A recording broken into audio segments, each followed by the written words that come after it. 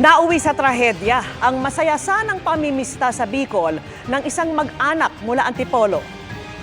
Ang sinasakyan kasi nilang tricycle nagliyab matapos mabangga na isang truck sa Quezon at tumama pa sa isang bus. 6 ang patay kabilang ang isang sanggol na 8 buwan pa lamang. Nakatutok si Sandra Aguinaldo. Nilamon ng apoy ang likuran ng bus na ito at isang tricycle sa Maharlika Highway sa Lopez, Quezon pasado alas 2 ng umaga.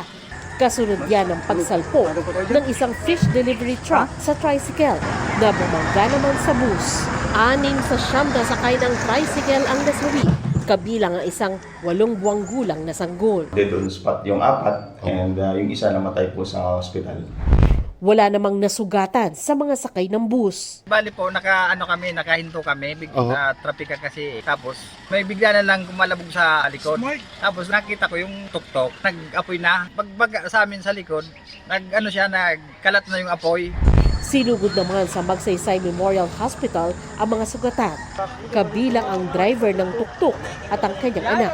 Anya, patungo raw sana silang magkakaanak sa Libon Albay para makifiesta. Hindi po siya overload kasi bali po ang passenger po nun limahan.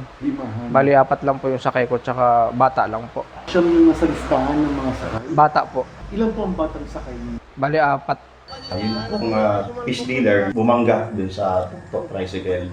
While nakahinto sila dun sa traffic dun sa may under construction natin na area sa may diversion. Traveling sila sa same direction at sa likod na nabangga ng fish dealer yung tuktok tricycle.